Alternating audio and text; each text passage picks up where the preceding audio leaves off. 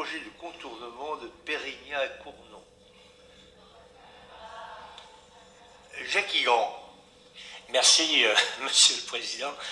Madame la Préfète, je tiens tout d'abord à vous remercier publiquement de votre prise de décision claire et rapide sur la question du tracé concernant le contournement de Pérignat.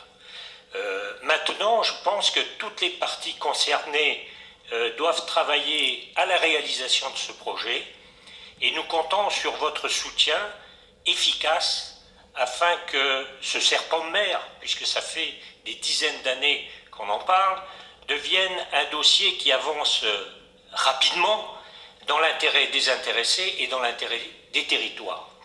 Aujourd'hui, et ça a déjà été évoqué, la question environnementale prend une dimension importante, elle est au cœur de nos préoccupations. La question du transport est un point de l'action à mener en urgence, je dirais, pour répondre à ce défi environnemental.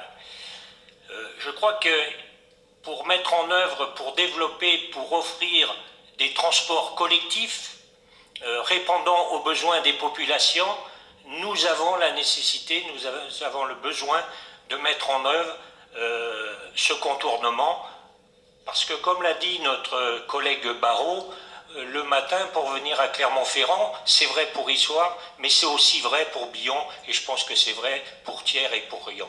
Donc par conséquent, ce problème d'engorgement pose des difficultés pour demain mettre en œuvre des transports collectifs. Donc par conséquent, la question du contournement est bien posée, et cet investissement est un élément fort de la mise en œuvre de ces objectifs, et notamment des objectifs environnementaux, d'où l'importance d'un travail rapide et donc d'un engagement de votre part sur ce dossier. Je vous remercie. Merci, Madame la Préfète. Ah, pardon, excusez-moi, c'est Pasquito, il est là, je n'avais pas vu. Bertrand Pasquito, je ne rajouterai rien à ce qu'a dit mon collègue Jacques Grand, mais ce que je voudrais savoir, c'est quand est-ce que les services du département et de l'État vont se rencontrer pour travailler enfin sur ce dossier, qu'on ne nous fasse pas le coup de faire travailler le département pendant 10 années sur un tracé où on nous avait dit qu'il n'y avait pas de problème. Donc, moi, je comprends qu'il y a des intérêts archéologiques qui sont importants, et moi, je ne les néglige pas. Je pense que c'est important aussi de les protéger, ces secteurs-là, mais quand les services de l'État et du département vont pouvoir enfin se rencontrer pour travailler ensemble, afin de trouver enfin un tracé qui correspondrait à l'intérêt général. Alors, avant de laisser répondre Madame la Préfète, je voulais vous dire, Bertrand Pasquito, on s'est rencontrés il y a quelques semaines, c'est assez récent, vous et l'association.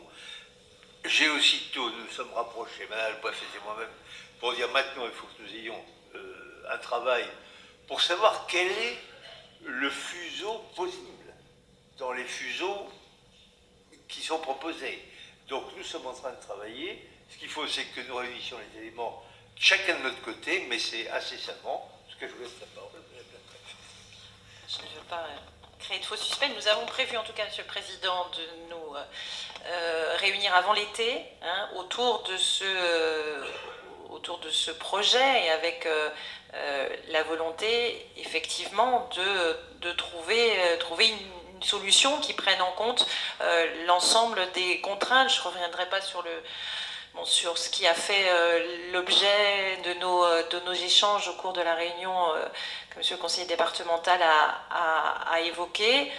Je crois que c'est effectivement une page est tournée de ce point de vue-là. Ce qui compte aujourd'hui, c'est que nous puissions identifier ce qui est possible. Et je ne suis pas... Comment dire, il ne s'agit pas pour les services de l'État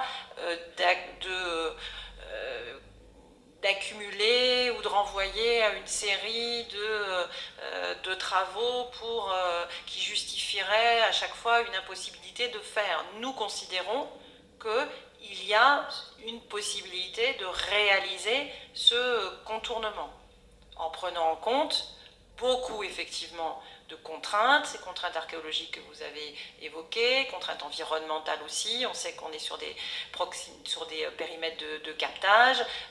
Voilà, ces contraintes sont importantes, elles sont exigeantes, elles vont avoir des conséquences en termes de coûts des projets. Donc de tout cela, je pense, nous aurons l'occasion revenir, nous aurons l'occasion d'y revenir. En tout cas, notre souhait conjoint, Monsieur le Président, c'est vraiment d'y travailler à court terme, de façon pragmatique.